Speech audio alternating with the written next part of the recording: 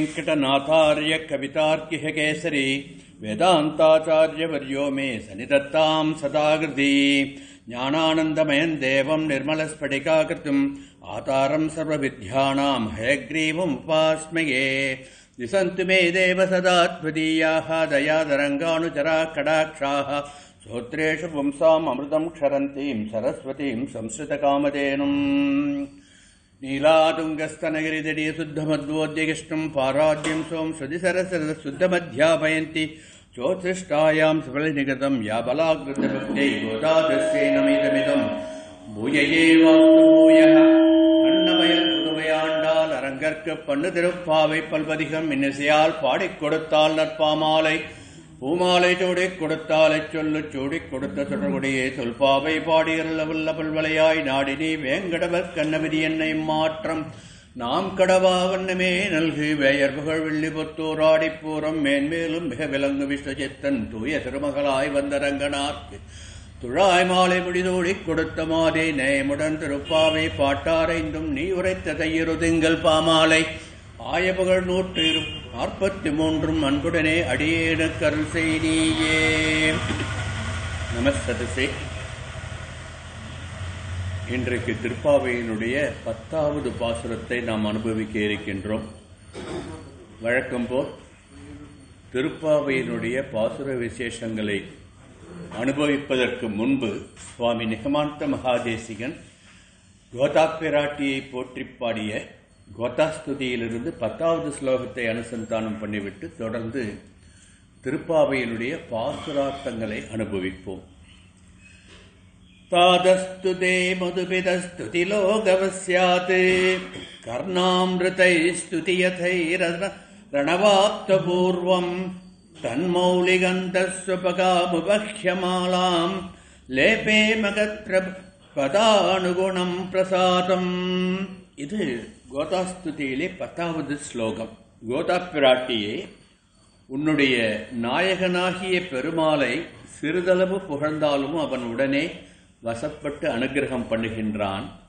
அத்தகைய பெருமாளை மற்றைய ஆழ்வார்கள் பாடி பரவின பொழுதும் அவர்களுக்கெல்லாம் கொடுக்காத ஒரு பெருமையாக உன் தந்தையாகிய பட்டர்பிரான் அந்த பெருமாளை பாடி பரவிய பொழுது அவருக்கு பெரியாழ்வார் என்று விருது வழங்கி பாராட்டினான் அல்லவா? ஆகவே உன் திருமுடியில் சூடி நீ அவனுக்கு கொடுத்த அந்த திருமாலையை உன் தகப்பனார் எம்பெருமானுக்கு சூட்டி மகிழ்ந்ததை நீ மகிழ்ந்தாயல்லவா?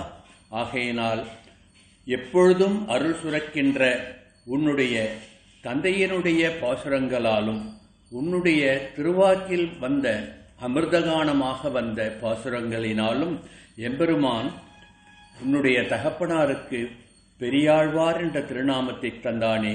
அப்படிப்பட்ட அருளி செயலை பாடி அருளிய மற்றைய ஆழ்வார்களுக்கு கிடைக்காத பேரு பெரியாழ்வாருக்கு கிடைத்ததே, அது நீ சூட்டிக் கொடுத்த சுடர்மாலையால் அல்லவோ என்று கோதா பிராட்டியினுடைய பெருமையை 10வது ஸ்லோகத்திலே சுவாமி நிகமாந்த தேசிகன் அனுபவித்திருப்பார்.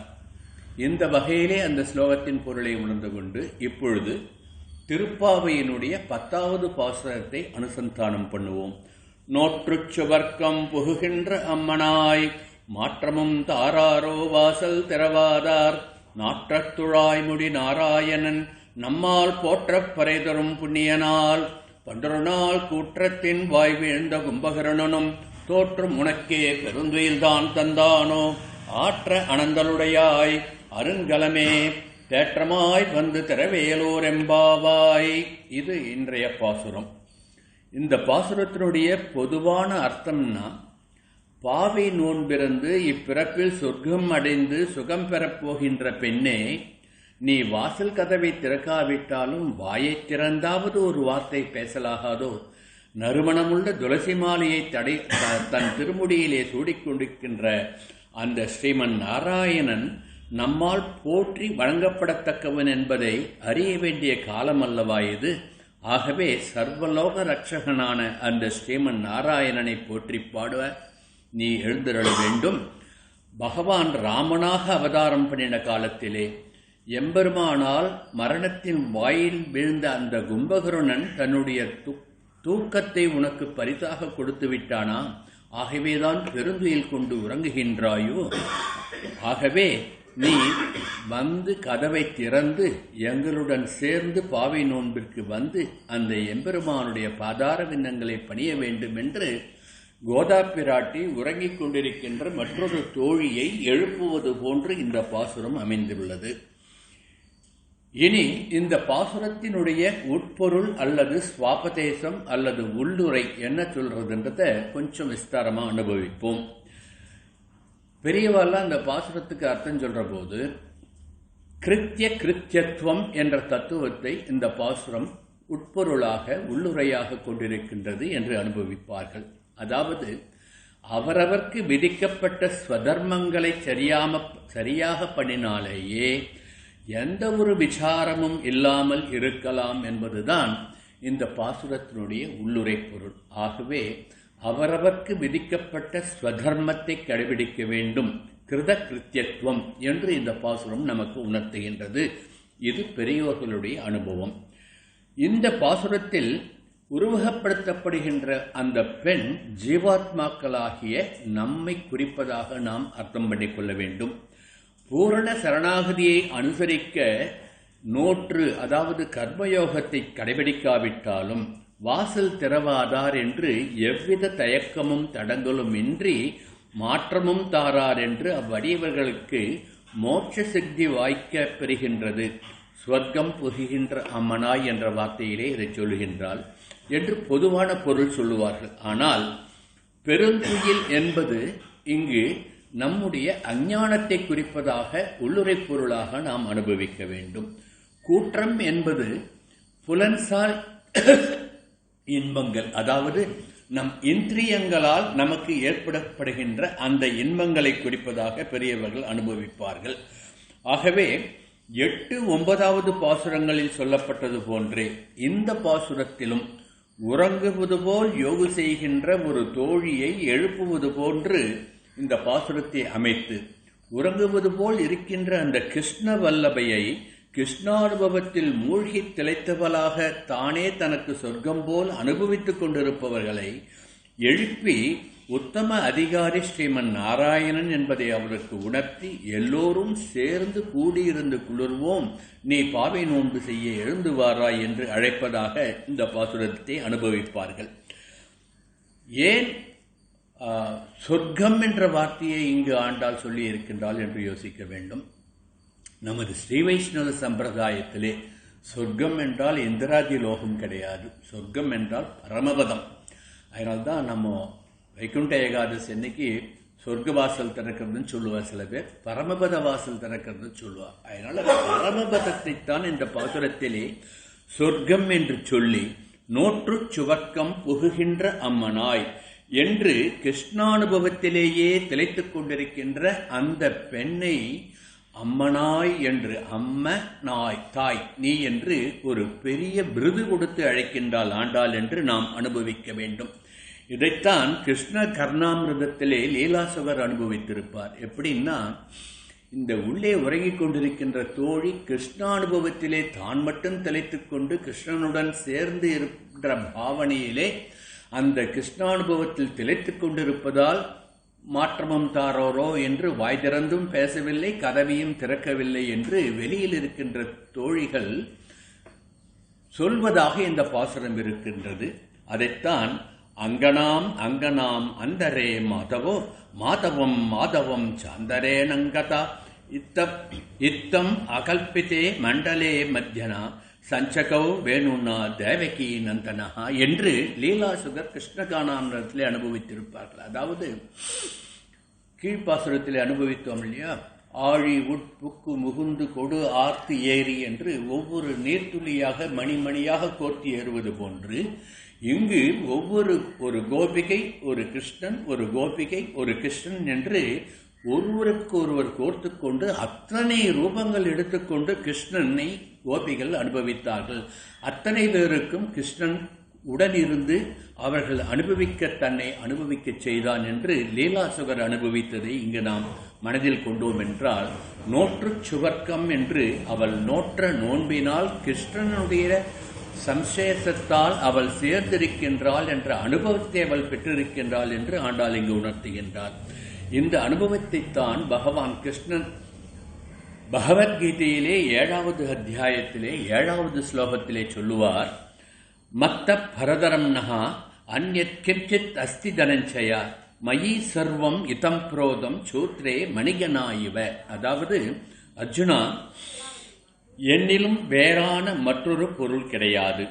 இவ்வுலகத்தில் உள்ள அனைத்து பொருட்களும் ஒரு நூலில் மணிகள் எப்படி கோர்க்கப்பட்டிருக்கின்றனவோ அவ்வாறு என்னிடம் கோர்க்கப்பட்டிருக்கின்றன என்று கிருஷ்ணன் பகவத்கீதையில் சொன்னது போன்று, லீலாசுகர் கிருஷ்ண கர்ணாமிர்தத்திலே அனுபவித்தது போன்று கோபிகை கிருஷ்ணன் கோபிகை கிருஷ்ணன் என்று அவர்கள் ஒருவருக்கு ஒருவர் கூடியிருந்தார்கள் என்பதை இந்த ஸ்லோகத்திலே ஆண்டாள் நோற்றுச் சுவர்க்கம் புகுகின்ற அம்மனாய் என்று கிருஷ்ணானுபவத்தில் திளைத்திருந்த தன் தோழியை குறிப்பிடுவதாக பெரியவர்கள் அர்த்தம் சொல்லுவார்கள்.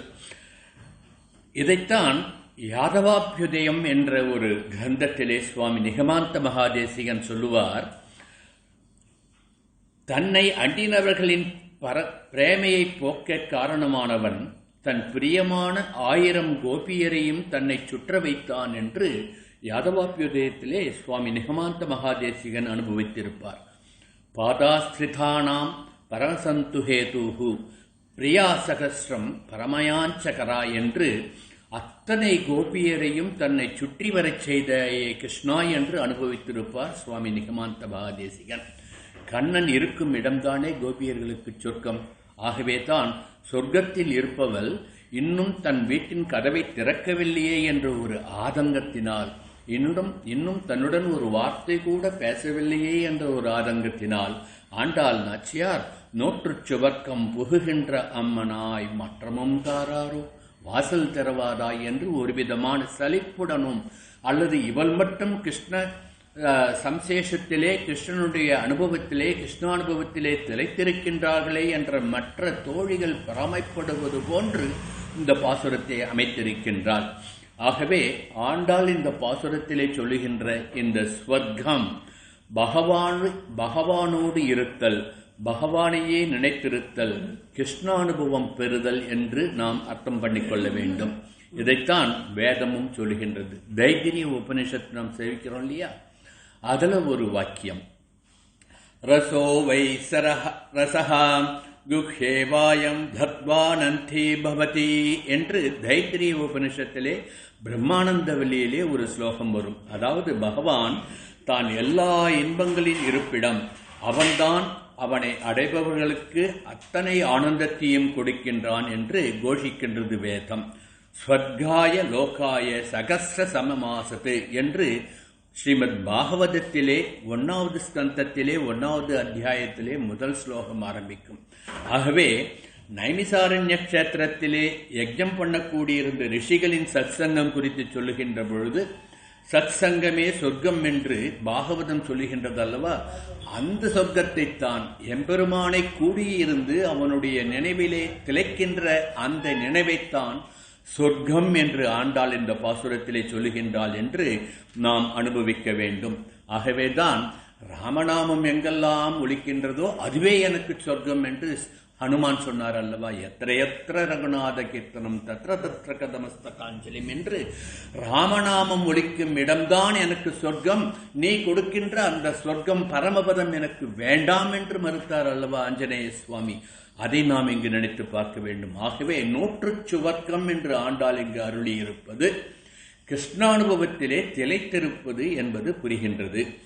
இதைத்தான் வால்மீகி ராமாயணத்திலே ஒரு ஸ்லோகத்தை எடுத்துக்காட்டி, ராமன் இருக்கும் இடம்தான் எனக்கு சொர்க்கம் என்று சீதா பிராட்டி சொல்லுவது போன்று அயோத்தியா காண்டத்திலே 30வது சர்க்கத்திலே 19வது ஸ்லோகத்தில் வால்மீகி சீதாவின் வாக்காக வால்மீகி சொல்லியிருப்பார். அதாவது யத்வயா சகசஸ்வர்கோ நிறையோ யத்வயா வினா இதி ஜானான் பராம் பிரீத்திம் கச்சராம மயாசகா என்று, ராமன் இருக்கும் இடம்தான் எனக்கு சொர்க்கம் என்ற சீதா பிராட்டியின் வாக்கை நினைத்துத்தான் நோற்றுச் சுவர்க்கம் புகுகின்ற அம்மனாய் என்று ஆண்டாள் நாச்சியார் அருளியுள்ளாளோ என்றும் நாம் அனுபவிக்கலாம். அதே போன்றுதான் சொர்க்கம் என்பதற்கு உள்ளுரை பொருள் சொல்லுகின்ற பொழுது, பரமாத்மா ஒருவன்தான் பரமார்த்தம், அதை கொண்டு மற்றதை சாதிக்காமல் அதனாலேயே அனைத்தையும் அடைவதுதானே பரமார்த்தம் என்று பரமார்த்த ஸ்துதியிலே சுவாமி நிகமாந்த மகாதேசிகன் அருளியிருப்பார். கிருபணா ஸ்வதீய கிருபாசகாயம் சரணம் துவாம் ரணபுங்கவ பிரபன்னாக அபவர்க நயா தன்ய பாவாக வரிவஸ்யன் ரசமேக மாத்ரியந்தே என்பது பரமார்த்த ஸ்துதி என்ற ஸ்தோத்திரத்திலே 6வது ஸ்லோகம். இதிலே திருப்புக்குழியிலே அருள்பாலிக்கின்ற எம்பெருமானை நோக்கி சுவாமி நிகமாந்த மகாதேசிகன் சொல்லுவார், பக்தியோகத்தை செய்ய தகுதியற்ற அடியார்களுக்கு நீ கருணைக் கடலாய் நிற்பதை அறிந்து அவர்கள் காத்தருள வேண்டும் என்று நீ இங்கு திருப்புக்குழியிலே எழுந்தருளியிருக்கின்றாயே என்று பக்தர்கள் உன்னை வந்து சரணம் அடைகின்றார்கள். அவர்கள் வேறு தெய்வத்திடமோ அல்லது வேறு பயனிலோ மனதை செலுத்தாமல் மோட்சத்தை பெறப்போகின்ற இன்பம் பகவானாகிய உன்னுடைய திருநாமத்தை சொல்லி உன் சரணாரவிந்தங்களை பற்றிக் கொள்வதுதானே என்று ஓடி வந்து கொண்டிருக்கிறார்களே என்று அனுபவிப்பார் சுவாமி நிகமாந்த மகாதேசிகன். ஆகவே கிருஷ்ணானுபவம்தான் சொர்க்கம் என்பதை ஆச்சாரிய புருஷர்கள் அனுபவித்தபடி ஆண்டாள் நாச்சியார் இந்த பாசுரத்திலே உணர்த்தி இருக்கின்றாள் என்று நாம் அனுபவிக்க வேண்டும். இதைத்தான் யத்ர பூர்வே சாத்யா சந்தி தேவாஹ என்று புருஷ சுத்தத்திலே ஒரு வாக்கியத்திலே வேதம் உரைக்கும். பகவான் இருக்கும் இடம்தான் சொர்க்கம், பரமபதநாதனான அந்த வைகுண்டநாதன் இருக்கும் இடம்தான் சொர்க்கம், அவனை நினைக்கின்ற மனம்தான் சொர்க்கம். வைகுண்டநாதன் பரமபதத்தில் மட்டுமா இருக்கின்றான், அகில லோகங்களிலும் இந்த சராசரங்களிலும் அணுவுக்கும் அணுவாய் மகத்துக்கும் மகத்தாய் அவன் எழுந்திரடி இருப்பதனால் அவனை உள்ளத்துக்குள் கொள்ளுவதே சொர்க்கம் என்பதை ஆண்டாள் கிருஷ்ணானுபவத்தை முன்னிறுத்தி நோற்றுச் சுவர்க்கம் புகுகின்ற அம்மனாய் என்று இந்த பாசுரத்தை தொடங்குகின்றாள் என்று அனுபவிக்க வேண்டும். இன்னொரு விதமாக இந்த ஸ்வர்க்கத்தை அனுபவிப்போம். சுவர்க்கம், வர்க்கம்னா கூட்டம், சுவர்க்கம்னா நல்ல கூட்டம். இது போன்று அடியார்கள் சேர்ந்த ஒரு கூட்டம், நல்ல கூட்டம்.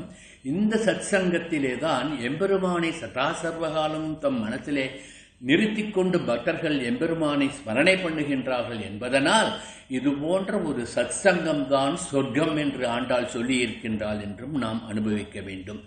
இப்படி 6வது பாசுரம் முதல் 9வது பாசுரம் வரை 4 பாசுரங்களிலே தங்களை பெருமாளுக்கு அடிமைப்பட்டவர்களாக எண்ணி உள்ளே உறங்குவது போல் யோகு செய்து கொண்டிருக்கின்ற தன் தோழிமார்களை எழுப்பி நோன்பிற்கு வருமாறு படித்தாள் அல்லவா ஆண்டாள் நாச்சியார். இது நோற்றுச் சொர்க்கம் புகுகின்ற அம்மனாய் மாற்றமும் தாராரோ என்ற வார்த்தையை சொல்லி எம்பெருமானை அடைவதற்கு அவனுடைய சரணாரவிந்தத்தை சரணம் பண்ணுவதைத் தவிர அவனுடைய திருநாமங்களை வாயினால் பாடி மனத்தினால் கொள்வதை விட வேறு நோன்பு நோக்க வேண்டுமோ, வேறு கடுமையான தவங்கள் செய்ய வேண்டுமோ? எம்பெருமானிடம் சரணாகதி பண்ணிவிட்டாலே போதுமே, அவன் பெயரைச் சொன்னாலே போதுமே, அவன் புகழ் பாடினாலே போதுமே என்று அம்மனாய் நீ ஒரு தாய் போன்று இருக்கின்றாய் அல்லவா? ஆகவே அம்மா தாயே உன்னை இறஞ்சுகின்றேன், கெஞ்சுகின்றேன், நீ வெளியில் எழுந்துவா, மாற்றமும் தாராரோ வாசல் திறவாதாய், நீ உன்னுடைய வாயக்கதவை திறந்து எங்களுடன் வந்து சேர்ந்து அந்த உத்தமனான புருஷோத்தமனுடைய புகழ் பாடுவதற்கு வாராய் என்று அழைப்பதாக அனுபவிக்கலாம்.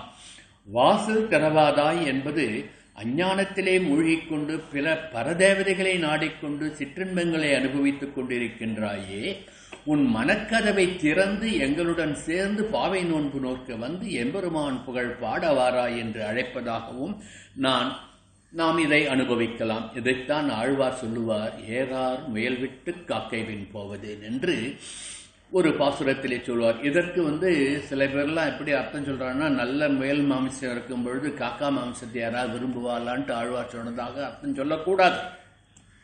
ஆழ்வார் மாமிசத்தை இங்கு சொன்னார்.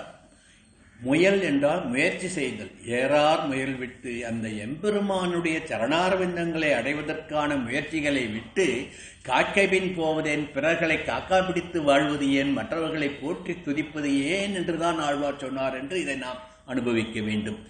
இப்படி ஏறார் முயல் விட்டு காக்கை போவதேன் என்று சிறிய மடல் பாசுரத்திலே ஆழ்வார் அனுபவித்தது போன்று உயர்ந்த ஞானமாகிய உயர்ந்த பரமானந்தமாகிய அந்த எம்பெருமானுடைய பெருமையை பாடுவதை விட்டுவிட்டு ஸ்வர்க்கம் புகுகின்ற அம்மனாய் என்று சிற்றின்பங்களிலே திளைத்துக் கொண்டிருக்கின்றாயே, நீ வாசல் திறவாராய் என்று அழைப்பதாகவும் நாம் இதற்கு ஒரு அர்த்தம் எடுத்துக் கொள்ளலாம்.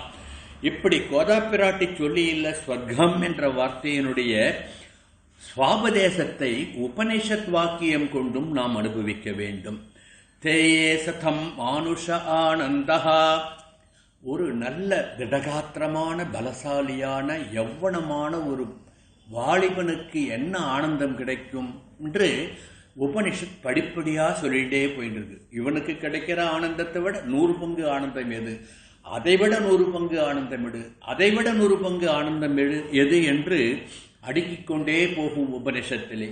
சயேகோ மானுஷ கந்தர்வான் ஆனந்தஹ ஸ்ரோத்ரியஸ்ய சாகாமகதஸ்யா, ஒரு மனித கந்தர்வனுடைய ஆனந்தம் எவ்வளவோ அதைவிட அதிகமான ஆனந்தம் தேயே சதம் மனுஷ்ய கந்தர்வானாமானந்தஹ சயேகோ கந்தர்வானாமானந்தஹ ஸ்ரோத்ரியஸ்ய சாகாமகதஸ்யா என்று இப்படி படிப்படியாக ஒரு சாதாரண ஒரு நல்ல மிடுக்கான ஒரு வாலிபன் பெறுகின்ற ஆனந்தத்தை விட 100 பங்கு ஆனந்தம் ஒரு கந்தர்வ ஆனந்தம், அதைவிட 100 பங்கு ஆனந்த பித்ருலோகத்திலே வசிக்கின்ற நம் முன்னோர்கள் பெறுகின்ற ஆனந்தம், அதைவிட 100 பங்கு ஆனந்தம் தேவலோகத்திலே வசிக்கின்ற தேவர்கள் பெறுகின்ற ஆனந்தம், அந்த தேவர்கள் பெறுகின்ற ஆனந்தத்தை விட 100 பங்கு தேவேந்திரனாகிய இந்திரன் அனுபவிக்கின்ற ஆனந்தம், அந்த இந்திரன் அனுபவிக்கும் ஆனந்தத்தை விட 100 பங்கு மேலானது கர்மதேவ ஆனந்தம், அந்த கர்மதேவ ஆனந்தத்திற்கும் மேலானது பிரகஸ்பதியினுடைய ஆனந்தம், அந்த பிரகஸ்பதி அனுபவிக்கின்ற ஆனந்தத்திற்கும் 100 பங்கு மேலானது பிரஜாபதி அனுபவிக்கின்ற ஆனந்தம், அந்த பிரஜாபதியினுடைய ஆனந்தத்தில் வைராக்கியத்தை செலுத்துபவனுக்கு கிடைக்கின்ற ஆனந்தம்தான் எம்பெருமானுடைய பரமபதத்தை அடைகின்ற ஆனந்தம் என்று உபனிஷத் அடுக்கிக் கொண்டே போகின்றது அல்லவா. இப்படி எந்த ஆனந்தம் ஒரு சாதாரண மனிதரிடத்தில் உண்டோ அந்த ஆனந்தமும், எந்த ஆனந்தம் ஹிரண்ய கர்ப்பரிடம் உள்ளதோ அந்த ஆனந்தமும் ஒன்றேதான். இது அவரவர் எவ்வாறு அனுபவிக்கின்றார்கள் என்பதை பொறுத்துத்தான் இருக்கின்றது. சாதாரணமாக இகலோக பயன்களிலே செலுத்துகின்ற ஆனந்தம் வேறு, எம்பெருமானை நினைத்து பெறுகின்ற ஆனந்தம் வேறு என்பதை வேறுபடுத்தி காட்டுவதற்காகத்தான் நோற்று சுவக்கம் புகுகின்ற அம்மனாய் என்று இந்த பாசுரத்திலே சொல்லுகிறது. யதாவாசோ நிவர்த்தந்தே அப்ராப்ய மனசா சஹா ஆனந்தம் பிரம்மணோ வித்வான் நபிபேதி குதச்சனேதி என்று வேதம் சொல்லுகின்றது. அதாவது எம்பெருமானுடைய ஆனந்தம் எவ்வளவும் தேடி தேடி போச்சாம் வேதம், ஆனால் கண்டுபிடிக்க முடியவில்லை என்று திரும்பி வந்து விட்டதாம். அத்தகைய பரமானந்தத்தை அருள்வதற்கு எம்பெருமான் சித்தமாக இருக்கின்ற பொழுது நோற்றுச் சுவர்க்கம் புகுகின்ற அம்மனா என்று சிறு சிறு தவங்கள், சிறு சிறு இஷ்டிகள் என்று செய்து கொண்டு பரதேவதைகளை நாடிக்கொண்டு வருகின்ற இன்பம் பெரிய இன்பமா, அந்த எம்பெருமான் கொடுக்கின்ற சொர்க்கத்தை அனுபவிப்போம் வா என்று அழைப்பதாக இந்த பாசுரத்தை நாம் அனுபவிக்க வேண்டும்.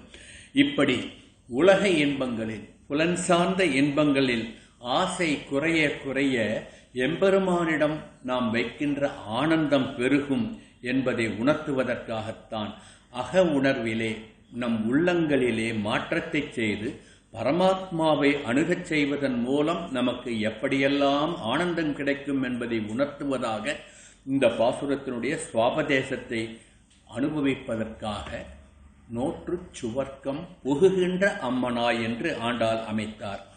மாற்றமும் தாராரோ என்று அடுத்த பதங்களிலே சொல்லுகின்றார். என்ன மாற்றம்?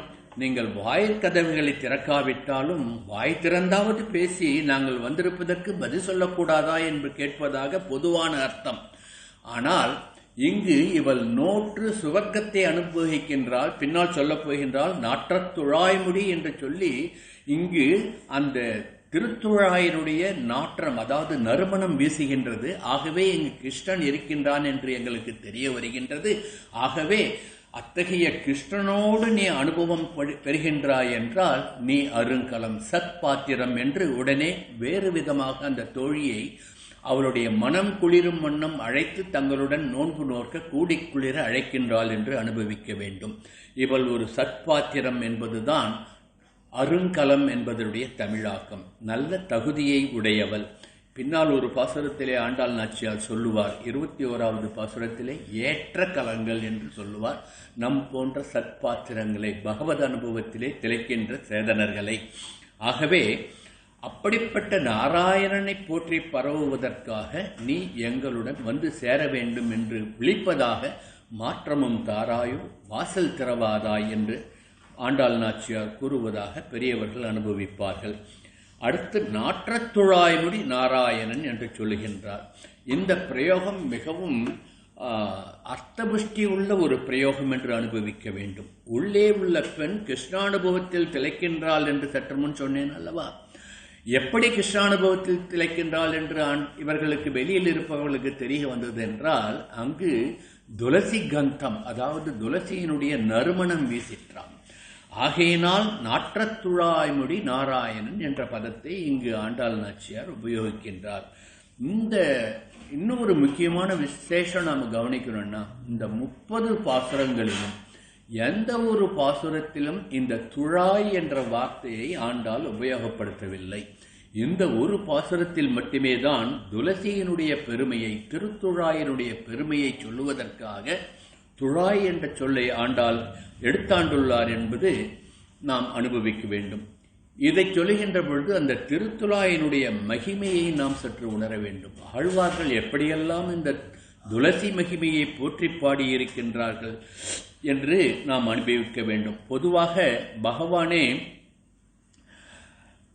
துளசிதான் எனக்கு உகந்தது என்று பகவத்கீதையிலே சொல்லியிருக்கின்றான் அல்லவா? எத்திர துளசி காஷ்டவந்தி தத்ர சந்நிஹிதோ ஹரிஹி. எங்கே துளசி இருக்கின்றதோ, எங்கே துளசியினுடைய காய்ந்து சருகு இருக்கின்றதோ, அல்லது எங்கே அந்த துளசி செடி நின்ற மண் இருக்கின்றதோ அங்கே கிருஷ்ணன் இருக்கின்றான், ஹரி இருக்கின்றான் என்று உணர வேண்டும் என்பது நமது சாஸ்திரம். ஆகவே துளசியை நாம் கிரகிக்கின்ற பொழுது ஏதோ நாம் போய் ஒரு செடியிலிருந்து புஷ்பத்தையோ ஒரு இலையையோ பறிப்பது போன்று பறிக்கக்கூடாது. துளசி அமிர்த ஜன்மாசி சதாத்வம் கேசவ பிரியே என்று கேசவனுக்கு பிரியமான துளசியே கேசவனுக்கு சமர்ப்பிப்பதற்காக உன்னை நான் கிரகிக்கின்றேன் என்று மனதிலே ஸ்தோத்திரம் பண்ணிக்கொண்டுதான் துளசியை கிரகிக்க வேண்டும் என்று பெரியவர்கள் சொல்லுவார்கள். இதை ஸ்ரீமத் பாகவதத்திலே 3வது ஸ்கந்தத்திலே 15வது அத்தியாயத்திலே 19வது ஸ்லோகத்திலே கந்தோர்ச்சிதே துளசீகாபரணேன தஸ்யா யஸ்மின் தபசு மனசோ பகுமானயந்தி என்று துளசி செடியினுடைய மகிமையை, துளசியினுடைய மகிமையை பாகவதம் போற்றும். தெய்வத் தந்துழாய் தாராயினும் என்றும் தழையாயினும் தன் கொம்பதாயினும் கீழ் வேறாயினும் நின்ற மண்ணாயினும் கொண்டு வீசுமினே என்று ஆழ்வார் திருவிருத்தத்திலே அனுபவித்தது போன்று துழாய் மாலையுடைய இதழ், அது அந்த செடி நின்ற மண் எல்லாமே மணக்கின்றது, பரம பவித்திரமானது என்று ஆழ்வார்கள் அனுபவித்திருக்கின்றார்கள். தோளினை மேலும் நன் மார்பின் மேலும் சுடர்முடி மேலும் தாளினை மேலும் புனைந்த தன்துழாயுடையம்மான் கேளினை ஒன்றுமில்லா கிளரும் சுடரொளி மூர்த்தி நாளனைதொன்று மகளான் என்னுடைய நாவினுள்ளானே என்று 9 திருவாய்மொழியிலே 7வது பாசுரத்திலே நம்மாழ்வார் அனுபவித்திருப்பார்.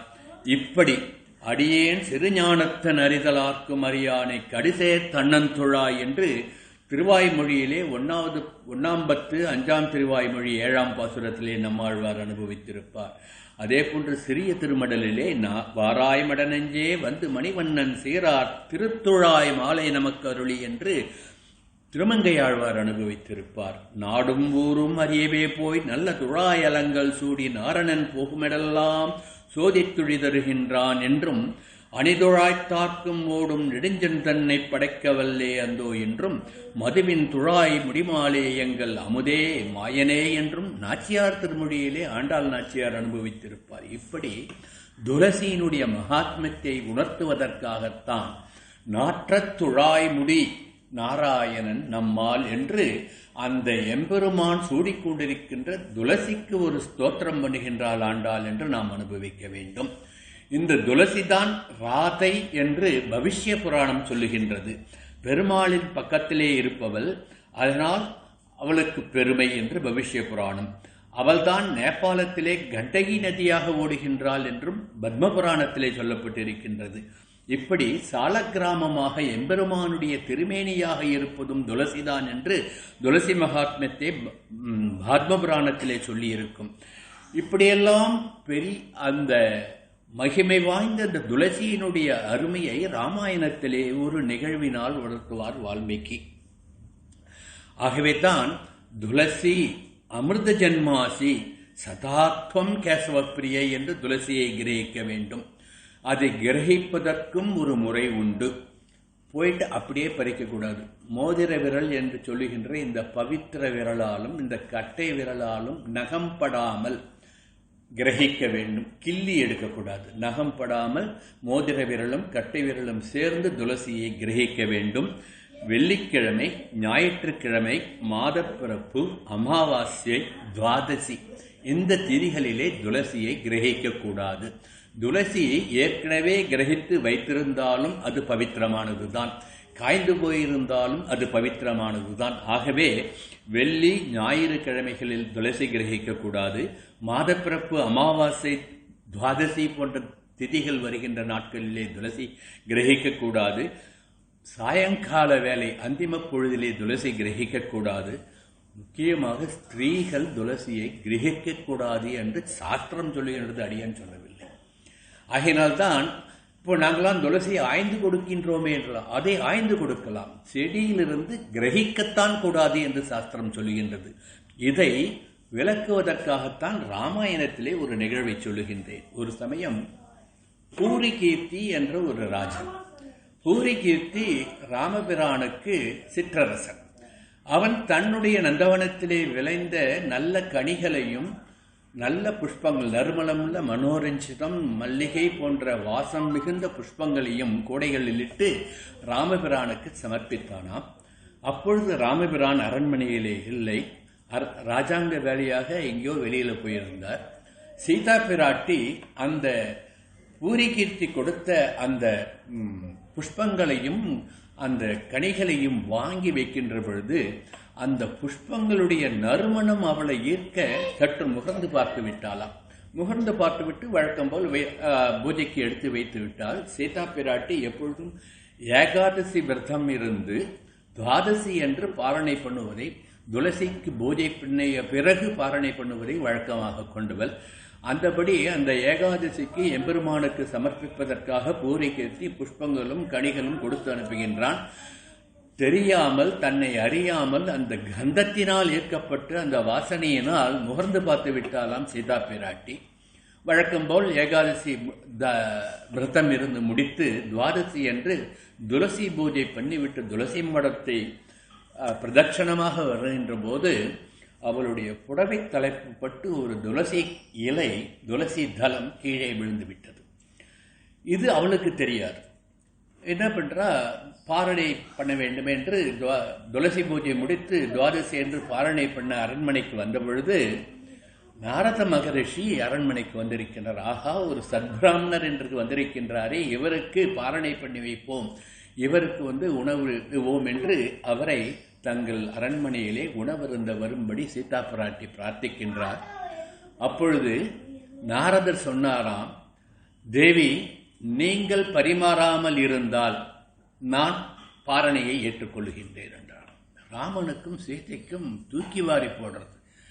தேவியை பரிமாறக்கூடாது என்று சொல்லுகின்றாரே நாரதரே, நான் என்ன அபச்சாரம் பண்ணினேன், என்ன பாவம் பண்ணினேன்? துவாதசி பாரணை ஒரு சத்பிராமணனுக்கு கொடுப்பதற்கு உங்களை அழைக்கின்றேன், நான் பரிமாறக்கூடாது என்று சொல்கின்றீர்களே என்று அரற்றுகின்றாள் தேவி. அப்பொழுது நாரதர் சொன்னார், தேவி, அறிந்தோ அறியாமலோ துளசி பூஜை நீ பண்ணிக்கொண்டு வருகின்ற பொழுது ஒரு துளசி தளம் கீழே விழச் செய்து விட்டாய். அந்த பாவம் மகாவிஷ்ணுவுடைய சிரசை கொய்ததற்கு உண்டான பாவம். ஆகவே நீ உணவிட்டு நான் அருந்த மாட்டேன் என்று சொன்னாராம் நாரதர். உடனே ராமனும் சீதா பிராட்டியும் நாரதரை வணங்கி, இதற்கு என்ன பரிகாரம், இந்த தோஷம் எப்படி நிவர்த்தியாகும் என்று கேட்க, தேவி, நீ அந்த துளசி தேவியிடமே சென்று நீ பதிவிரதையாக இருந்தால் அந்த துளசி தளம் மீண்டும் அந்த துளசி செடியிலே ஒட்டிக்கொள்ளும்படி செய்துவிடு, நான் பாரணை பண்ணுகின்றேன் என்றாராம் நாரதர். தேவியும் மிகுந்த பக்தியோடு துளசி மாடத்திலே வணங்கி பிரதட்சணம் பண்ணி துளசி தேவியை வணங்கி, துளசி தேவியே, நான் பத்தினி என்பது நிரூபணம் பதிக்க இந்த துளசி காஷ்டம் மீண்டும் அந்த செடியிலே ஒட்டிக்கொள்ள வேண்டும் என்று பிரார்த்தனை பண்ணால், ஆனால் கீழே விழுந்த அந்த துளசி தளம் மீண்டும் சென்று ஒட்டவே இல்லை.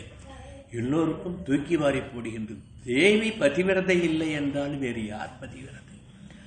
எல்லோருக்கும் ஒரே திகைப்பு, எல்லோருக்கும் ஒரே துக்கம். அப்பொழுது நாரதர் மெதுவாக சீதா பிராட்டியிடம் வந்து, தேவி, என்னை அறியாமல் நான் எம்பெருமானுக்கு சமர்ப்பிக்க வேண்டிய அந்த புஷ்பங்களை முகர்ந்த பாவத்தை தவிர வேறு எந்த பாவமும் பண்ணவில்லை என்று சொல்லி துளசியை வேண்டு அவளை சபித்து விடாதே, அப்பொழுது இந்த துளசியை மீண்டும் ஒட்டிக்கொள்ளும் என்று சொன்னாராம். அவ்வாறே அறியாமல் அடியேன் எம்பெருமானுக்கு சமர்ப்பிக்க வேண்டிய அந்த புஷ்பங்களுடைய நறுமணத்தால் ஈர்க்கப்பட்டு முகர்ந்து பார்த்து விட்டேன். அந்த குற்றத்தை மன்னித்து துளசி தேவியே, மீண்டும் நீ நான் பதிவிரதை என்பதை நிரூபணம் பண்ணுவதற்காக அந்த செடியிலே ஒட்டிக்கொள்ள வேண்டும் என்று தேவி பிரார்த்திக்க, அந்த இலை மீண்டும் செடியிலே ஒட்டிக்கொண்டது. நாரதரும் பாரணையை செய்து முடித்தார் என்று ராமாயணத்திலே ஒரு காட்சியை சொல்லும், வால்மீகி ராமாயணத்திலே. இது எதற்கென்றால் துளசியினுடைய பெருமை. ஏன் ஸ்திரீகள் கிரகிக்க கூடாது? இப்ப எல்லாரும் என்ன நாம பறிக்க கூடாதான்ட்டு ஒரு மாதிரி பார்த்தீங்க இல்லையா, அதை சொல்றதுக்கு தான் இந்த கதையை சொன்னோம். துளசியை செடியிலிருந்து கிரகிக்க கூடாது ஸ்திரீகள். ஆனானப்பட்ட சீதா பிராட்டிக்கே அவ்வளவு சோதனை விட்டதெல்லாம் நாமெல்லாம் எந்த மாத்திரத்துக்கு? இதே போன்று துளசியினுடைய பெருமையை சொல்லுவதற்கு கிருஷ்ணாவதாரத்திலே ஒரு கதையை சொல்லுகின்றேன். பாமா ருக்மணி என்று கிருஷ்ணனுடைய பத்னிகள். பாமாவுக்கு எப்பொழுதுமே தான் கிருஷ்ணனுக்கு மிகவும் பிரியமானவள் என்ற ஒரு அகங்காரம், தன்னிடம்தான் அதிகமாக செல்வம் இருக்கின்றது என்ற ஒரு மமதை சற்று இருந்தது. கிருஷ்ணன் ஒரு சின்ன லீலா வினோதம் பண்ணினார். என்ன பண்றாரா, நாரதர் மூலம் ஒரு கலகத்தை உண்டு பண்ணிட்டார். பாமா கிருஷ்ண பக்தியிலே மிகுந்தவளா, ருக்மணி கிருஷ்ண பக்தியிலே மிகுந்தவளான்ட்டு கேட்க, அப்ப சொல்றா, என்கிட்ட இருக்கிற செல்வத்துக்கு இந்த ருக்மணி கிட்ட என்ன செல்வம் இருக்கின்றது? என்னுடைய ஐஸ்வர்யங்கள் அனைத்தையும் நான் ஒரு தராசு தட்டில் வைக்கின்றேன், கிருஷ்ணன் ஒரு தராசு தட்டில் அமரட்டும். அப்பொழுது பாருங்கள், கிருஷ்ணனுக்கு சமமான ஐஸ்வர்யத்தை நான் கொண்டிருக்கின்றேன் என்று தெரிய வரும் என்று பாமா சொல்லுகின்றார் சற்று அகந்தையோடு. அதே போன்று தன்னிடம் இருந்த ஆபரணங்கள் செல்வங்கள் அனைத்தையும் ஒரு தட்டிலே இட்டு மறுதட்டிலே கிருஷ்ணன் அமர அந்த தராசு சரியாக வரவில்லை. கிருஷ்ணன் இருந்த பக்கம் தாழ்ந்து இருக்கின்றது, இது மேலே இருக்கின்றது. அப்படி என்றால் சமமாகவில்லை. அவளுக்கு ஒரே ஆச்சரியம். கிருஷ்ணன் ருக்மணியை பார்க்கின்றார். ருக்மணியிடம் இவளிடம் இருப்பது போன்று செல்வம் இல்லை என்று ஒரு துளசி தளத்தை எடுத்து அந்த தட்டிலே வைக்கின்றார். தராசு சமமாகிவிட்டது. அதுதான் ருக்மணிக்கு உள்ள பெருமை. அதுதான் மகாலட்சுமி ஸ்வரூபமாகிய அந்த துளசி தலத்துக்கு உள்ள பெருமை என்று கிருஷ்ணாவதார காலத்துக்கு ஒரு கதை சொல்லுவார்கள் பெரியவர்கள். இப்படிப்பட்ட மகிமை வாய்ந்த அந்த துளசி பரம பவித்திரமானது என்பதனால்தான் நாற்றத்துழாய் முடி நாராயணன் நம்மால் போற்றப்பறை தரும் புண்ணியனால் என்று சொல்லி அத்தகைய மகாலட்சுமி ஸ்வரூபமாகிய அந்த துளசியை எம்பெருமான் தன் திருமுடியிலே தாங்கிக் கொண்டிருக்கின்றான், தன் திருவடியிலே சமர்ப்பித்துக் கொள்கின்றான் என்று அனுபவிப்பார்கள் பெரியவர்கள். ஆகவேதான் பெருமாளுக்கு நைவேத்தியம் பண்ணும் பொழுது என்ன பண்ணுவாருங்களா, திவ்ய தேசங்களில் பார்த்தா தெரியும், மூக்கு வாயெல்லாம் துணியால் கட்டிண்டு தலைமையில வச்சுண்டு எதிர தீர்த்தம் விட்டுண்டு திருவிளக்கேத்துண்டு திருமணி அடித்துண்டு பெருமாளுக்கு திரை போட்டு ஏன் நைவேத்தியம் பண்றான்னா நம் கண்ணெச்சில் பட்டு விடக்கூடாது. சாதாரணமாக அந்த கந்தத்தினால் அந்த வாசனையினால் ஆஹா இன்னைக்கு நன்னா சக்கர பொங்கல் அமைஞ்சுதான், இன்னைக்கு நன்னா வெண்பொங்கல் அமைஞ்சுதான் நம்ம அனுபவிச்சிடக்கூடாது. எம்பெருமானுக்கு கண்டரள பண்ணுவதற்கு முன் என்பதற்காகத்தான் இது போன்ற ஒரு சம்பிரதாயத்தை நமது ஸ்ரீ வைஷ்ணவம் நமக்கு எடுத்து காட்டுகின்றது. ஆகவே பரம பவித்திரமான அந்த துளசி தலத்திற்கு எவ்வளவு பெருமை உண்டு என்பதை உணர்த்துவதற்காகத்தான் இந்த ராமாயண காலத்திலும் கிருஷ்ணாவதார காலத்திலும் 2 நிகழ்வுகளை நடத்தி காட்டி எம்பெருமான் ஒரு சிறிய நாடகம் நடத்தி துளசியின் பெருமையை எடுத்து காட்டினான் அல்லவா. ஆகவேதான் பகவத்கீதையிலே பகவான் என்ன சொன்னான், பத்ரம் புஷ்பம் பலம் தோயம் யோமே பக்தியா பிரச்சதி ததகம் பக்தி பருகம் அஸ்னாமி பிரயதாத்மனாக என்று எனக்கு நீங்க எவ்வளவு கைங்கரியங்கள் பண்ணுகின்றீர்கள் என்பது பெருசு அல்ல. ஒரு துளசி தலம் போடும் அல்லது ஒரு சொட்டு நீர் போடும், அந்த ஒரு சொட்டு நீர் கூட கிடைக்கவில்லை, உருகி உருகி ஆடி ஆடி அகம் கரைந்து கண்ணீர் மல்கின்ற அந்த ஒரு சொட்டு கண்ணீர் போதும் என்று எம்பெருமான் பகவத்கீதையிலே சொன்னதை நாம் இங்கு நினைத்து பார்த்து, ஆகவேதான் அந்த வழி வந்த ஆண்டாள் நாச்சியார் எம்பெருமானுடைய திருமுடியை அலங்கரிக்கின்ற அந்த துழாயை நாற்றத்துழாயினுடைய நாராயணன் என்று போற்றி பாடினாள் என்று பெரியவர்கள் ஒரு சுவாபதேசம் சொல்லுவார்கள். போற்றப்பறை தரும் புண்ணியனால் பன்றொரு நாள் கூற்றத்தின் வாய் வீழ்ந்த கும்பகர்ணனும் தோற்று முனைக்கே பெருந்துயல்தான் தந்தானோ என்று உறங்குகின்ற தோழியை எழுப்புவது போன்று வெளியர்த்தம் தோன்றினாலும் போற்றப்பறை தரும் புண்ணியன் என்பதை நாம் கவனிக்க வேண்டும். ஏன் போற்றப்பறை தரும் புண்ணியன் என்று சொன்னால், அந்த புண்ணியன் ராமபிரான் கற்பார் ராமனை அல்லா மற்றும் கற்பரோ என்று நம்மாழ்வார் அனுபவித்தார் அல்லவா. ஆகவே சத்தியகாமன் சத்தியசங்கல்பன் பராக்கிரமன் என்று ஸ்ரீராமனுக்குரிய அத்தனை அடைமொழிகளையும் உலகிற்கு எடுத்து காட்டுவதற்காக ஸ்ரீமன் நாராயணன் ராமனாக அவதரித்தான். ஆகவே அவன் போற்றப்பறை தரும் புண்ணியன், அவன் வேண்டியதை வேண்டியபடி நமக்கு கொடுப்பான். இதைத்தான் மாற்றார் வழிதொலைந்து உன் வாசக்கன்ட்டு பின்னால் ஒரு பாசத்தில் சொல்ல போறார். எதிரி கூட எம்பெருமானுடைய பெருமையை பேசுவார்கள் என்பதற்கு மாரீசன் வாக்காக வால்மீகி ராமாயணத்திலே ஒரு வாக்கு வரும். எப்படின்னா, அவனுடைய ராமனுடைய பெருமையை ராவணனிடம் சொல்லுவதற்கு மாரீசன் சொல்லுவது போன்று தர்மோ விக்கிரகவான் ராமோ விக்கிரகவான் தர்மசாது சத்திய பராக்கிரமஹா, சாதுக்களை ரட்சிப்பதற்காக ராமன் தர்மஸ்வரூபனாக அவதரித்திருக்கின்றான் என்பதை உணர்ந்து கொள் ராவணா என்று மாரீசன் ராவணனிடம் சொல்வதாக வால்மீகி ராமாயணத்திலே ஆரண்ய காண்டத்திலே 13வது அத்தியாயத்திலே 37வது அத்தியாயத்திலே 13வது ஸ்லோகம் வரும். இப்படி மாற்றாரும் போற்றுகின்ற அந்த போற்றப்பறை தருகின்ற புண்ணியனை சுவாமி நிகமாந்த மகாதேசிகன் எப்படி அனுபவிக்கின்றார் தசாவதார ஸ்தோத்திரத்திலே நாம் சொல்றோம் இல்லையா, தினமும் தசாவதார ஸ்தோத்திரம் பெருமாளுக்கு ஸ்தோத்திரம் பண்றோம். தர்மோ விக்கிரகவான் அதர்ம விரத்தின் தன்வீச தன்வீதனஹா என்று தசாவதார ஸ்தோத்திரத்திலே எம்பெருமான் தர்மஸ்வரூபி, தர்மத்தின் தனிமூர்த்தி என்பார் கம்பர். இதைத்தான் தர்மோ விக்கிரகவான் அதர்ம விரதம் தன்வீச தன்வீதனஹா என்று சுவாமி சொன்னதையும் சுவாமி நிகமாந்த மகாதேசிகன் அருள்நேதையும் ராமோ விக்கிரகவான் தர்மஹா என்று ஸ்ரீமத் வால்மீகி ராமாயணத்திலே சொன்னதையும் தமிழ்படுத்தி தர்மத்தின் தனிமூர்த்தி என்று கம்ப நாட்டாழ்வார் அனுபவிப்பார். அத்தகைய போற்றப்பறை தரும் புண்ணியன் ராமன். அவனை சரணடைவோம் என்று இந்த பாசுரத்திலே ஆண்டாள் நாச்சியார் அழைக்கின்றார் என்று பெரியவர்கள் அனுபவித்திருப்பார்கள். இதே போன்று இன்னும் நிறைய சொல்லிட்டு போகலாம். பட்டத்திரி நாராயணத்தில் இந்த ராமனுடைய பெருமையை கிருஷ்ணனாக அவனை கண்டு அனுபவித்திருப்பதையும் நாம் மனதிலே கொள்ள வேண்டும். அதை சொல்ல வேண்டுமென்றால் அதற்கு ஒரு நீண்ட கதை சொல்ல வேண்டும். ஆகவே அதை நிறுத்திவிட்டு நாராயணத்திலும் பட்டத்திரி அனுபவித்திருக்கின்றார் என்பதை நாம் அனுபவிக்க வேண்டும். ஆகவேதான் தொண்டரடிப்பொடி ஆழ்வார் என்ன பண்ணார், எனக்கு அந்த சொர்க்கமே கிடைக்கிறதா இருந்தால் கூட எனக்கு வேண்டாம், அரங்கனே உன்னுடைய திருமேனியை சேவித்துக் கொண்டு இங்கு இருப்பதுதான் எனக்கு சொர்க்கம் என்ற வைராகியத்தை எடுத்து காட்டினார் அல்லவா. அச்சுதாமரரே ஆயர்தம் கொழுந்தே என்னும் இச்சுவை தவிர யான் போயிந்திரலோகமானும் அச்சுவை பெறினும் வேண்டேன் அரங்கமானகருளானே என்று அரங்கனுக்கு கைங்கரியம் பண்ணுகின்ற அவனை திவ்யநாமங்களால் போற்றி பாடுகின்ற அந்த பெருமையை விட வேற என்ன கைங்கரியம் எனக்கு வேண்டும், எனக்கு இந்திரலோகமும் வேண்டாம் என்ற அந்த வைராகிய சிந்தனையை நமக்கு இங்கு எடுத்து காட்டுகின்றார் ஆண்டாள் என்று நாம் அனுபவித்துக் கொள்ள வேண்டும்.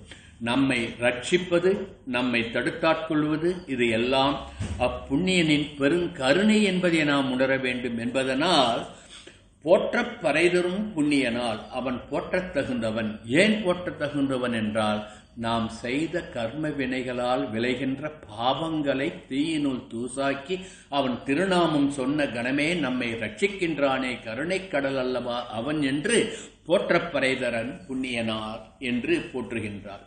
நேற்றைய பாசுரத்திலே எம்பெருமானுக்கும் நமக்கும் உள்ள நவவித சம்பந்தம், 9 சம்பந்தங்களை சற்று விஸ்தாரமாக அனுபவித்தோம் அல்லவா.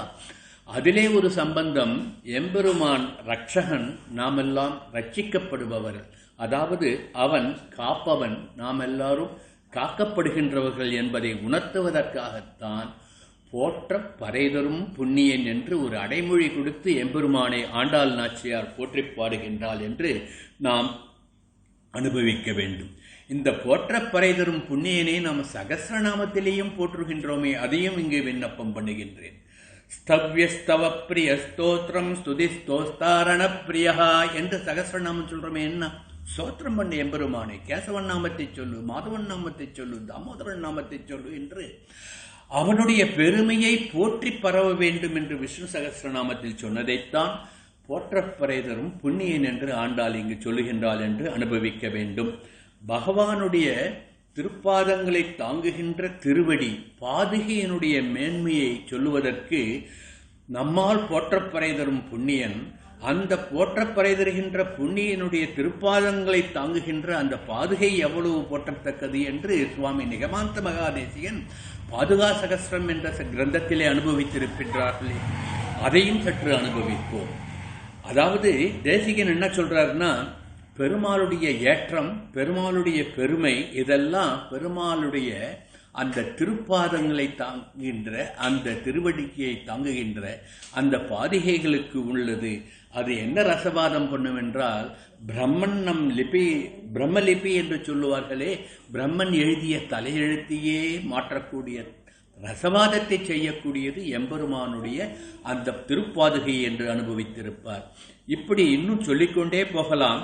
இதே கருத்தை சுவாமி நிகமாந்த மகாதேசிகன், இன்னைக்கு நம்ம ஹயக்ரீவ சன்னதியில் உட்கார்ந்து நம்ம அவர் அனுபவிக்கிறோம் இல்லையா, அதனால ஹயக்ரீவ ஸ்தோத்திரத்திலேருந்து ஒரு ஸ்லோகம் எடுத்து சொல்றேன். ஏன் போற்றப்பறை தரும் புண்ணியன்னா, விலுப்த மூர்த்தின் எலிபிக்ரமானாம் சுரேந்திர சூட்டாபதலாளிதானாம் ஸ்வதங்கிரி ராஜீவ ரஜகணானாம் பூயான் பிரசாதோ மயிநாத பூயாதி என்று 20வது ஸ்லோகம்.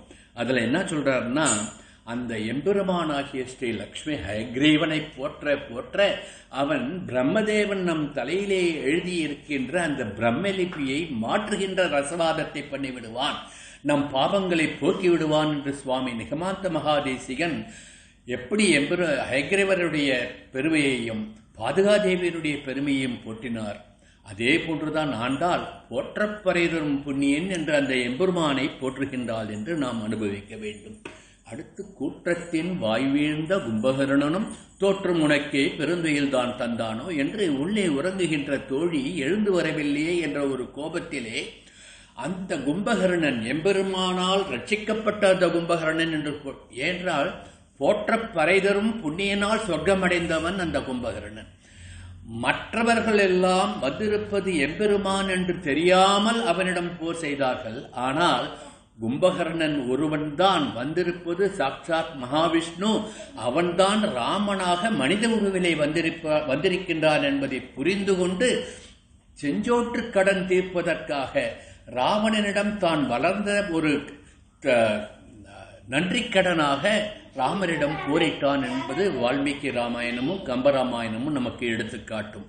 ஆகவேதான் அத்தகைய போற்றப்பறை தரும் புண்ணியனால் அந்த கும்பகர்ணன் என்று மாய்க்கப்பட்டான் என்பதை எடுத்துக்காட்டும் விதமாக கும்பகர்ணனுக்கு என்ன ஒரு வரம் ஆயிட்டான்னா, அவன் எம்பெருமானை நோக்கி, எம்பெருமானே எனக்கு நித்தியத்துவத்தை கொடு. நித்தியத்துவம்னா எப்பொழுதும் சகாவரம், நித்தியத்துவம் வேண்டும் என்று, நித்தியமாக இருக்க வேண்டும் என்று வரம் கேட்கின்றான்.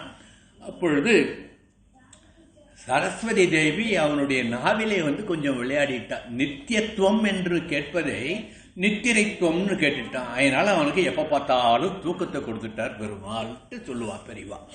அப்படி நித்தியத்துவத்தை வேண்டியவனுக்கு நித்தியத்துவத்தை கொடுத்த, அதே தூக்கத்தையே தனக்கு வரமாக பெற்ற அந்த கும்பகர்ணன் உன்னிடம் அந்த தூக்கத்தை கொடுத்து விட்டு போய்விட்டானோ, அந்த புண்ணியனால் அவன் பரமபதம் அடைந்த பொழுது உனக்கு அந்த தூக்கத்தை கொடுத்து விட்டானோ, இன்னும் உறங்குகின்றாயே என்று எழுப்புவதாக அனுபவிப்பார்கள். இதை திருக்குடந்தை ஆண்டவன் ரொம்ப ரசமா அனுபவிச்சிருப்பார். வந்திருப்பது பரமாத்மா என்ற கும்பகர்ணன் புரிந்து கொண்டான். இறக்கும் தருவாயிலே கும்பகர்ணன் ராமனிடம் கேட்கின்றான், நான் நித்தியத்துவத்தை வேண்டினேன், நித்திரத்துவத்தை நான் வரமாக பெற்றுவிட்டேன், இந்த நித்திரையை நான் யாரிடம் கொடுப்பது என்று கேட்டானாம். இது ரசமான அனுபவம் தான், இதுக்கு சாஸ்திர பிரமாணம்லாம் கேட்காதீங்க.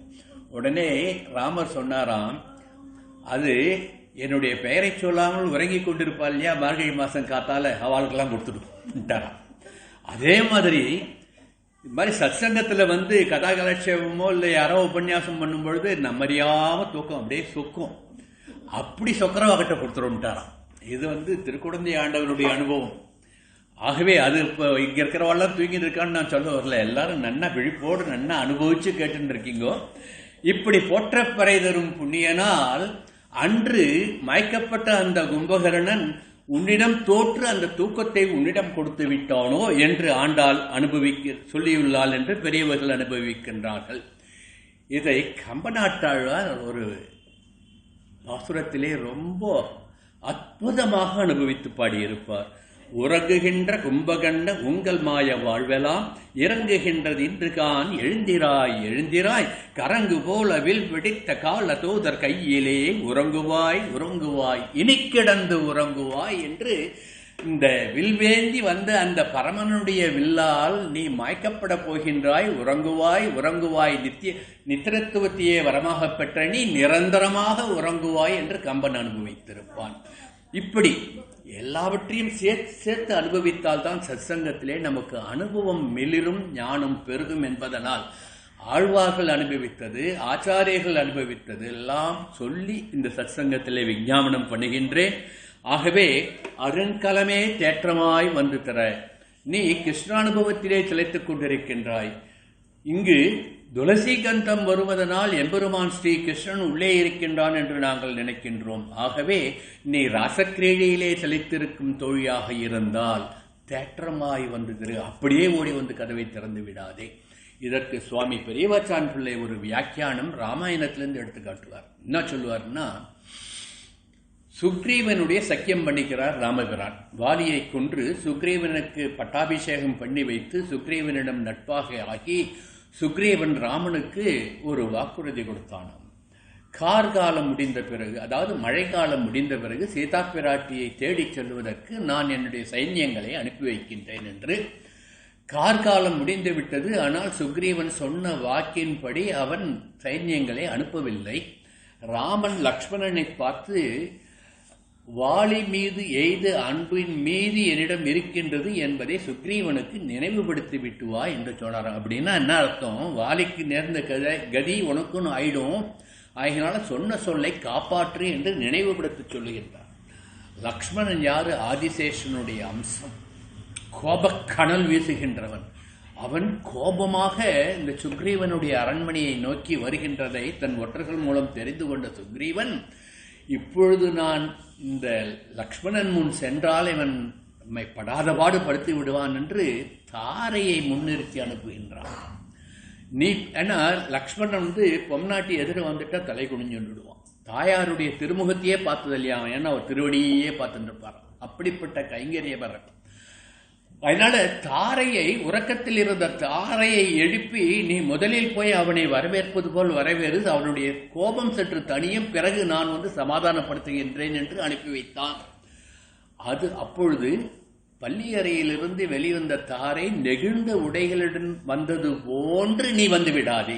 நீ உள்ளே கிருஷ்ணானுபவத்தில் திளைத்து ராசக்கிரீடை பண்ணுவதாக நாங்கள் உணர்கின்றோம்.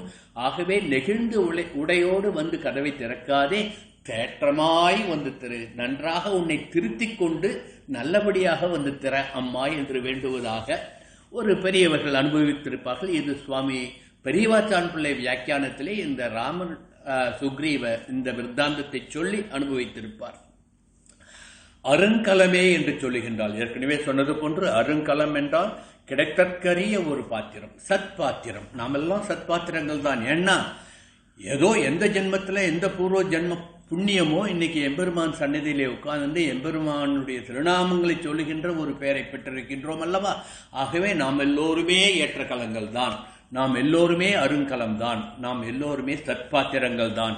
ஆகவே தான் கிடைத்தற்கரிய பாத்திரம் போன்று நீ எவ்வளவோ தவம் செய்து சொர்க்கத்தையே அனுபவித்துக் கொண்டிருக்கின்றாயே, அந்த சொர்க்கத்தை விட உயர்ந்த சொர்க்கம் எம்பெருமானுடைய திருவடியை பற்றுவது என்பதை உணர்த்துவதற்காக அருங்கலமே என்ற வார்த்தையினால் ஆண்டாள் நாச்சியார் தேற்றமாய் வந்து திரை என்று பிரார்த்தனை பண்ணுகின்றாள் என்று நாம் இங்கு அனுபவிக்க வேண்டும். இப்படி இந்த பாசுரத்தினுடைய உள்ளர்த்தத்தையும் சாதாரணமாக அனுபவிக்கப்படுகின்ற அர்த்தத்தையும் அனுபவித்த பொழுது, ஏற்கனவே சொன்னோம் இல்லையா, 6வது பாசுரத்திலிருந்து 10 பாசுரங்கள் ஒவ்வொரு ஆழ்வாராக எழுப்பி தனக்கு துணை கொண்டு சத் சங்கத்தை நாடுகின்ற வகையிலே ஆண்டாள் நாச்சியார் பாசுரங்களை அமைத்திருக்கின்றாள் என்று, அதன்படி இந்த பாசுரத்திலே எழுப்பி செல்லுகின்ற ஆழ்வார் யார் என்பதை பார்க்க வேண்டும். இந்த பாசுரத்திலே 1வது பாசுரத்திலே என்ன சொன்னார்? பிள்ளாய் என்று சொல்லி தன் தந்தையாராகவும் தன்னுடைய ஆச்சாரியனாகவும் இருந்த பெரியாழ்வாரை துயிலெழுப்பினால், 2வது பாசுரத்திலே என்ன பண்ணால், அதாவது 2வது துயிலெழுப்புகின்ற பாசுரம். 2வதுனா நீங்க வையத்து வாழ்விகள் பாசுரம் நினைச்சுக்காதீங்க. துயிலெழுப்பும் பாசுரங்களிலே 2வது பாசுரம், அதாவது 7வது பாசுரம். 7வது பாசுரத்திலே பேய்ப்பெண்ணே என்று சொல்லி குலசேகர ஆழ்வாரை துணைக்கழைத்தால், 8வது பாசுரத்திலே கோதுகலமுடைய பாவாய் என்று நம்மாழ்வாரை துணைக்கழைத்தால், 9வது பாசுரத்திலே திருமழிசைப் பிரானை துணைக்கு அழைத்தால், இந்த 10வது பாசுரத்திலே திருமழிசைப் பிரானுடைய அவருடைய ஆச்சாரியனாகிய பேயாழ்வாரை துணைக்கு அழைப்பதாக உள்ளர்த்தம் சொல்லுவார்கள் பெரியவர்கள். முதல் ஆழ்வார்களிலே 3 பேர் என்று நமக்கு தெரியும். பொய்கை ஆழ்வார், பேயாழ்வார், பூதத்தாழ்வார் என்று சொல்வோம். அன்று அந்த திருக்கோவிலூர் இடைக்கழியிலே முதலில் கதவை திறந்தவர் யார்? பொய்கை ஆழ்வார். அவரை அடுத்து பூதத்தாழ்வார் வருகின்றார். 2வதாக அவர் கதவை திறக்கின்றார். 3வதாக பேயாழ்வார் வந்தார். கதவு அடைக்கப்பட்டு விட்டது. திருக்கண்டேன் பொன்மேனி கண்டேன் என்று அந்த முதல் 2 ஆழ்வார்கள் ஏற்றி வைத்த ஞான ஜோதியிலே அந்த ஞான பிரானை தரிசனம் பண்ணார்கள் அல்லவா. ஆகவே இந்த பேயாழ்வாருக்கு கதவு திறக்கும் வாய்ப்பு கிடைக்கவில்லை. ஆகவே திறவாய் என்ற வார்த்தையிலே உணர்த்தினாள் என்று அனுபவிப்பார்கள் பெரியவர்கள். இப்படி பேயாழ்வார் தனது திருவந்தாரியை திருக்கண்டேன் பொன்மேனி கண்டேன் என்று ஆரம்பித்தது போன்று இந்த பாசுரத்தினுடைய முதல் அடியில் திருவுக்கும் திருவாகிய அந்த எம்பெருமானை பேயாழ்வார் எப்படி கண்டு அனுபவித்தாரோ அந்த ஆனந்தம்தான் பரமபத ஆனந்தம் என்பதை உணர்த்துவதற்காக நோற்றுச்ச வர்க்கம் என்று ஆரம்பித்தாள் என்று பெரியவர்கள் வியாக்கியானம் சொல்லுவார்கள். ஆகவேதான் இந்த பாசுரத்திலே எழுப்பப்படுகின்ற ஆழ்வார் பேயாழ்வார் என்று பெரியவர்கள் நமக்கு எடுத்து காட்டுவார்கள். நாற்றத்துழாய்முடி நாராயணன் என்ற பதங்களும் பேயாழ்வாரை உணர்த்துவதாக நாம் அனுபவிக்க வேண்டும் என்றால், பொன்தோய் வரைமார்பில் பூந்துழாய் அன்று திருக்கண்டு கொண்ட திருமாலே என்று பாசுரம் சொல்லுவார். மலரால் தனத்துள்ளான் தன்துழாய் மார்பன் வண்டரையும் தன்துழாய் கண்ணனையே காண்க அரும்பும் புனந்தழாய் மாலையான் பொன்னன் கழற்கே மனம் துழாய் மாலையாய் என்றெல்லாம் 3ஆம் திருவந்தாதி பாசுரங்களிலே எம்பெருமானை துழாய் மாலை சூடிக்கொண்டிருக்கின்ற அந்த எம்பெருமானை பேயாழ்வார் போற்றி பரவியதை ஆண்டாள் நாச்சியார் இந்த பாசுரத்திலே நாற்றத்துழாய்முடி நாராயணன் என்று சொன்னதனால் இந்த பாசுரத்திலே துயிலெழுப்பப்படுகின்ற ஆழ்வார் பேயாழ்வார் என்று பெரியவர்கள் வியாக்கியானம் சொல்லுவார்கள். ஆகவே பேயாழ்வார் கண்டது போன்று திருக்கண்டேன் பொன்மேனி கண்டேன் என்று அனுபவிக்க வேண்டும். ஆகவே சத்கலமே அருங்கலமே நீ வந்து திறவாய், எங்களுடன் பாவை நோம்பிற்கு வாராய் என்று நாம் உணர வேண்டும். இன்னும் பேயாழ்வாரை இன்னொரு விதமாகவும் அனுபவிக்கலாம். இங்கு கும்பகர்ணனை ஆண்டாள் நாச்சியார் பாசுரத்திலே இணைத்திருக்கின்றார். இதுக்கு ஒரு வியாக்கியானம் நம்ம ஏற்கனவே பார்த்துட்டோம். இப்போ இந்த கும்பகரணன் என்பதை கும்பகரணன் என்று பிரித்து பார்ப்போம். கும்பம் என்றால் என்ன? ஒரு கலசம். அந்த கலசத்தில் கரணம் உதித்தவன். கும்பத்தில் பிறந்தது யார்? அகத்திய முனிவர் என்று சொல்லுவார்கள். அகத்திய முனிவருக்கு என்ன பெருமை? தமிழுக்கு அவர்தான் அதிபதி என்ற பெருமை இருக்கின்றதல்லவா? ஆனால் அந்த அகத்தியரையும் தோற்கடிக்கும்படி நாவன்மை மிக்கவர், தமிழ் பழமை மிக்கவர் திருமழிசை ஆழ்வார், அவருடைய ஆச்சாரியனாகிய பேயாழ்வார் என்று சொல்லி, ஆகவே இந்த கும்பகரணன் கும்பகரணன் என்று பிரித்தால் அகத்தேரையும் மிஞ்சும் தமிழ்ஞானமுடைய பேயாழ்வாரை குறிக்கின்றது என்று பெரியவர்கள் ஒரு வியாக்கியானம் சொல்லுவார்கள். இப்படியெல்லாம் ஆழ்வார்களை துணை கொண்டு ஆண்டாள் நாச்சியார் எல்லோரும் சென்று அந்த போற்றப்பறை தருகின்ற அந்த புண்ணியனை பாடி பரவுவோம் வாருங்கள் என்று அழைக்கின்றார். பூர்ண சரணாகதி ஒன்றே மோட்சத்திற்கு வழி, மோட்சத்திற்கு ஒரே மார்க்கம், மற்றதெல்லாம் மோட்சமல்ல, மற்றதெல்லாம் சொர்க்கமல்ல என்று இந்த பாசுரத்திலே நமக்கு எடுத்து காட்டுகின்றார்.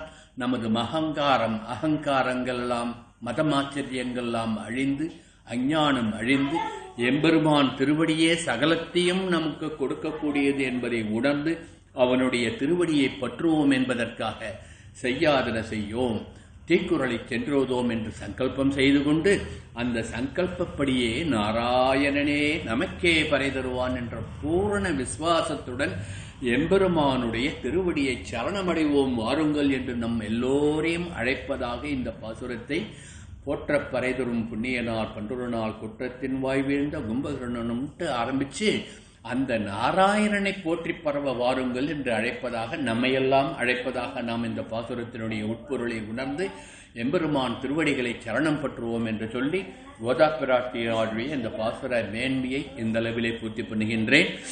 ஆண்டாள் திருவடிகளே சரணம். கவிதார்க்கிக சிம்மாய கல்யாண குணசாலினே ஸ்ரீமதே வெங்கடேசாய வேதாந்த்.